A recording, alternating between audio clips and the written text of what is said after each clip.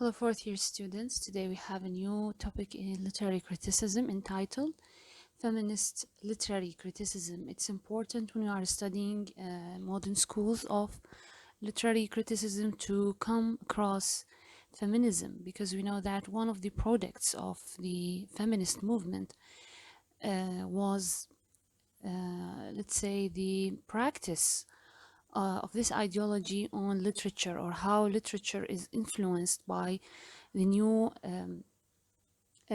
ideas and new tenets of the feminist movement. Okay, so why do we need, first of all, we can ask this question: why need feminist criticism? Um, Basically, the main goal of feminist criticism is to promote equality by ensuring fair representation of women in texts. So, upon reading literary text over, let's say, a long period of time, some of the feminist scholars actually discovered that there is a problem which is mainly about how women are represented in these texts, not only as characters, but also how many works written by women writers, are considered to be inside the canon, the literary canon. For example, when we enumerate a number of literary works and we say, for example, these are the masterpieces in literature, these are the main works of literature throughout history that we consider to be the masterpieces, the works that can be studied and analyzed. Why there is no plenty of works written by women? So for some feminist scholars, this is a real problem. Why is it a problem? So historically, literature has reflected societies. We all know that literature, literary works, whether we are talking about poetry, novels, drama, in all these fields of literature, what we are basically doing, not only reflecting individual feelings or identities, we are also reflecting societies, how a society feel or react or speak out, or the literature is a reflection of different contexts in society, different social contexts. So where the primary means in these actually works of literature that we consider as reflecting societies, the primary means of education and interpretation have been largely controlled by and reserved for sorry reserved for males. Okay, so this is a problem. Why? Because most of the time those who are speaking are men. The perspective of a man in society, of course, differ from a woman. Why? Because we know that the social roles are not the same. We are not we are talking about different societies throughout history. The role of women in these societies was different from the role of men, and we all know that men were the dominant side. They were the dominant side. Okay, so the literary canon is dominated by works written by men.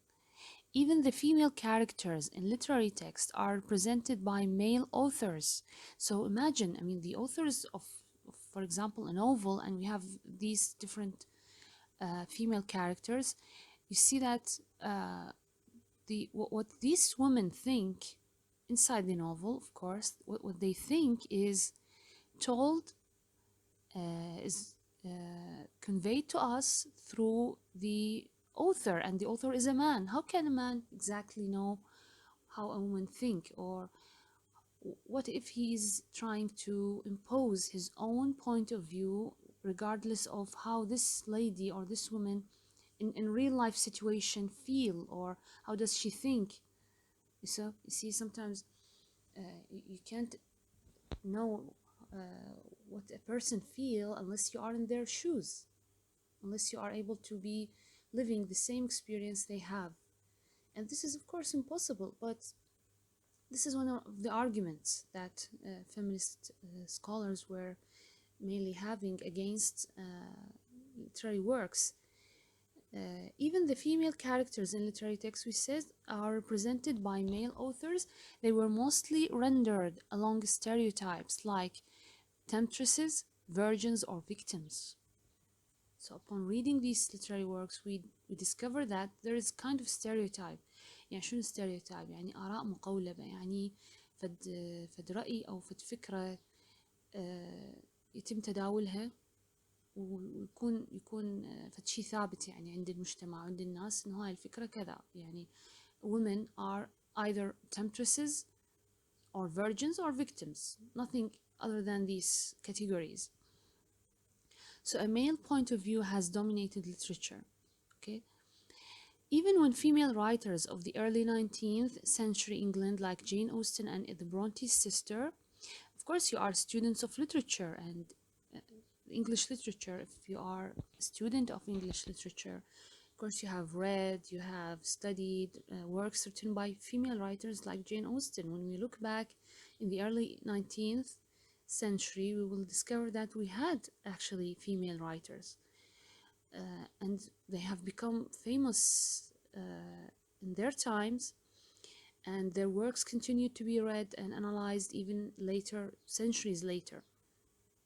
But one might say, how could they do this if you say that literature was dominated by men? Actually, it wasn't easy for them. Notice here, they were able to publish their writings. They all initially published anonymously or under male pen names. Actually, it wasn't easy for a woman just to go to a publisher and give them the script and, well, I have written this novel and I want to publish it. It wasn't easy at all. I mean, the publisher would prefer to place a name of man, even if it isn't real, because he would suspect that if readers see the name of a lady as a writer on a novel, nobody's going to buy this novel or read it. So this was a problem. It wasn't acknowledged that a woman can write a novel and publish it and it is read widespread.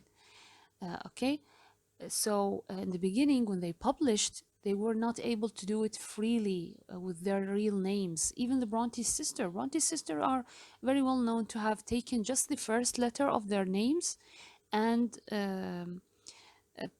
placing a name of a male, each one.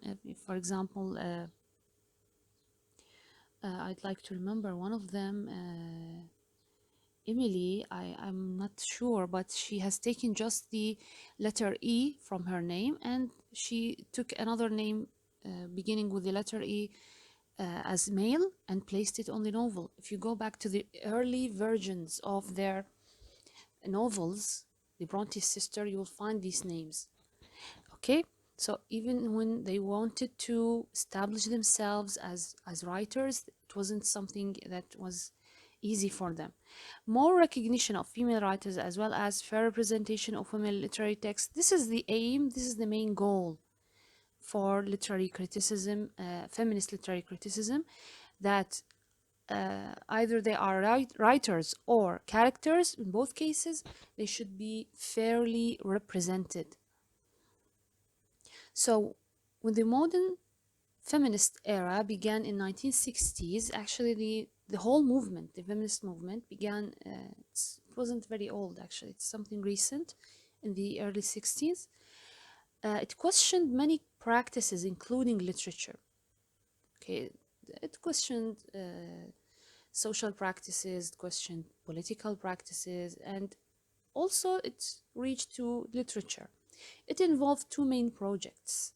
One addressing women as writers, the other is addressing the issue of representing women in writings. Okay, so two main goals. Let's see how can they be rendered. Notice here, women as writers. What shall we do based on what these scholars have presented as arguments? يعني شنو كانت حججهم أو شنو الطريقة اللي ممكن نغير، خلينا نقول نغير هذا الفكر اللي هو حسب ما هم يقولون مسيطر عليه من قبل الرجل أو الذكور. Number one, reconsideration of literary canon so that it includes more works written by women. This led to the resurrection of many works written by women. So, aren't there any women who has written books and novels throughout history? Actually, there are. يعني هواي أكو إذا نرجع للأدب، خلينا نقول من العصور القديمة، طبعا أكيد رح نلقى كاتبات يعني. But they were not considered part of the literary canon. يعني شنو literary canon؟ يعني الأعمال اللي يتم اختيارها حتى تكون هاي الأعمال هي يعني الماستر بيسز، الأعمال الأيقونية اللي إحنا من نجي نتكلم عن التراث الأدبي. هاي الأعمال هي من الأعمال الرئيسية الأساسية، مختارة منتقات حتى تكون ضمن قائمة الأعمال الأدبية الخالدة يعني.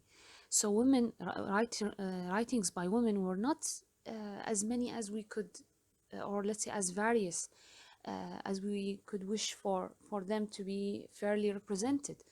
So why not go back and try to come out with certain works that actually deserve to be part of the literary canon. So, and this actually led to the recognition of many women writers that were not mainly known before. يعني هواي كاتبات طلعت أعمال إلهن بعد ما رجعوا قالوا خلينا نشوف أكو أعمال تستحق إنه إحنا نحطها في ضمن الأعمال الأدبية الرئيسية الأساسية اللي لازم تقرأ وتحلل يعني. Okay, so women writers were not included in school curricula and textbook. This is another problem. When you go to the school textbooks, for example, in the English classes, English language classes, you will find that the texts that are chosen for students to study are all written by men. So why not, for example, include women in poetry, in novels, in drama? Why not include at least work or two by women? Okay, so young girls were not seeing many role models. So this is their argument. يعني حجتهم يقولون زين الفتيات من تجي تقرأ بالنصوص المدرسية ما تشوف قدامها في نماذج لنساء ممكن تقتدي بيهم. You see, whether as writers or characters in text, even young boys were not learning from such models. يعني يقول لك حتى الأولاد مو شرط إلا البنات، حتى الأولاد ممكن يتعلمون من شخصيات نسائية ملهمة. Why not include such characters or such writers? So number two, women as characters. What about women in literature who are as, let's say, characters in a novel or in a play?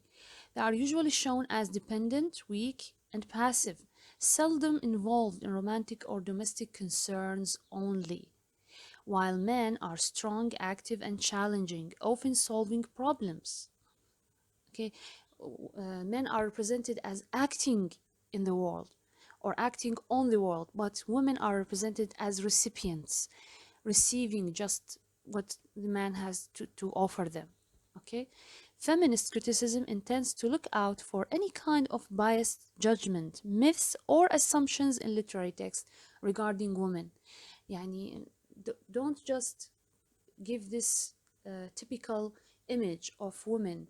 Either they are just busy doing works in their houses, or they are just involved in romantic relationships.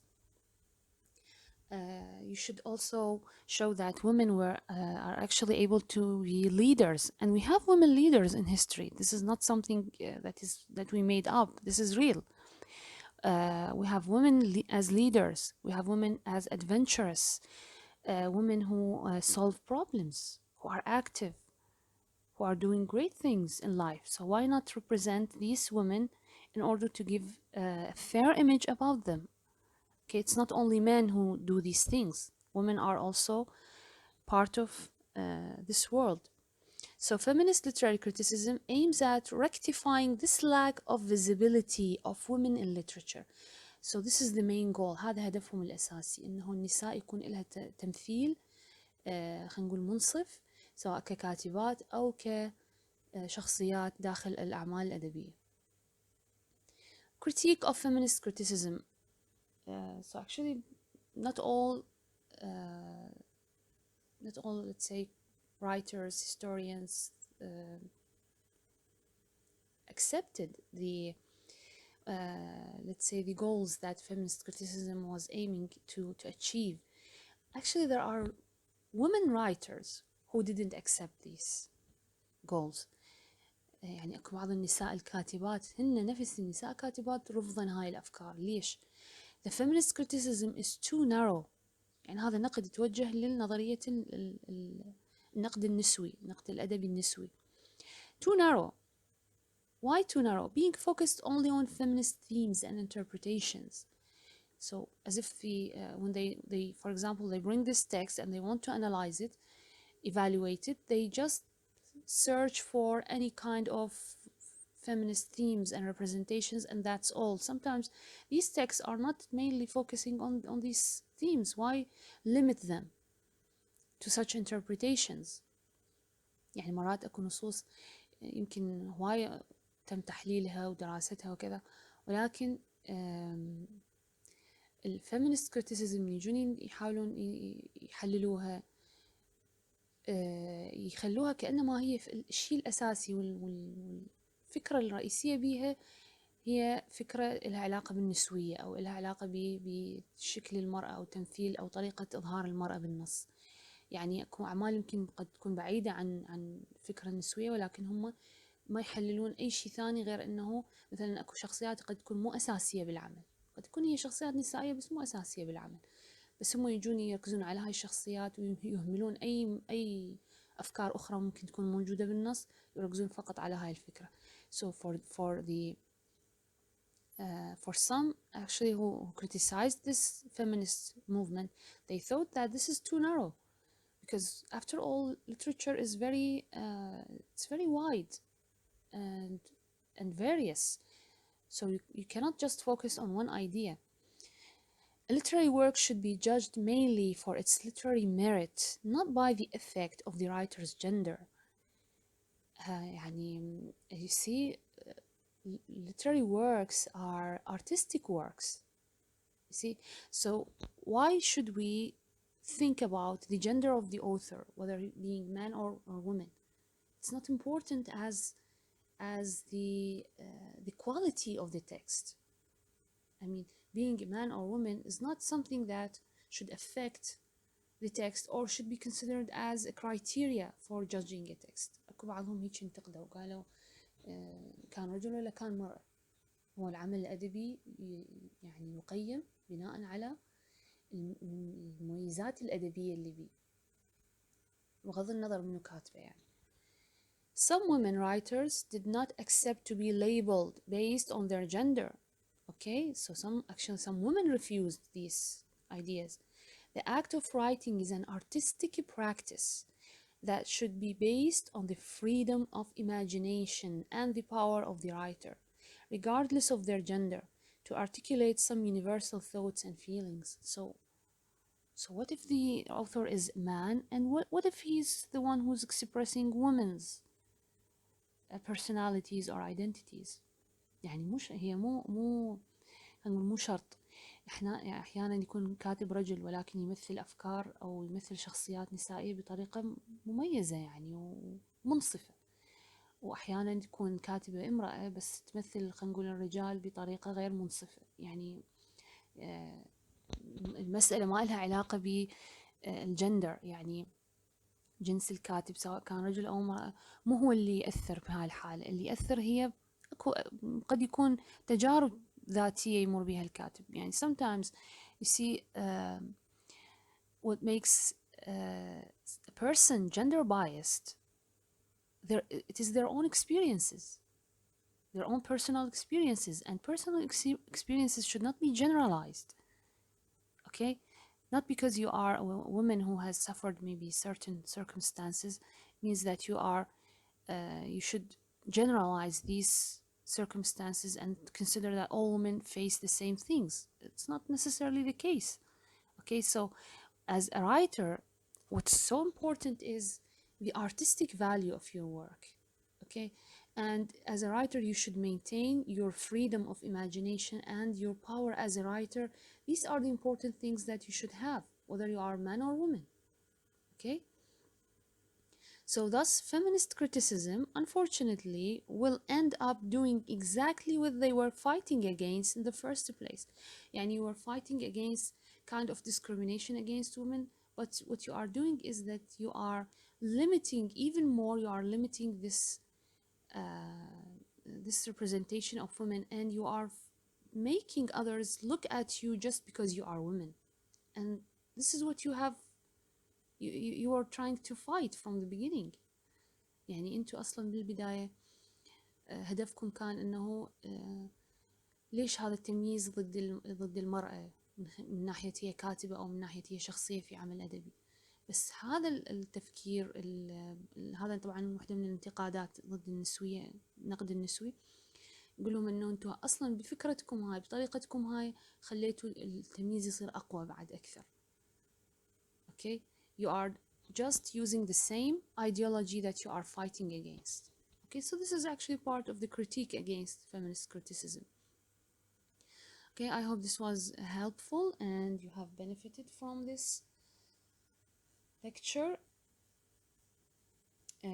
And I advised for the material of this lecture, I advised a book which is called Doing Literary Criticism.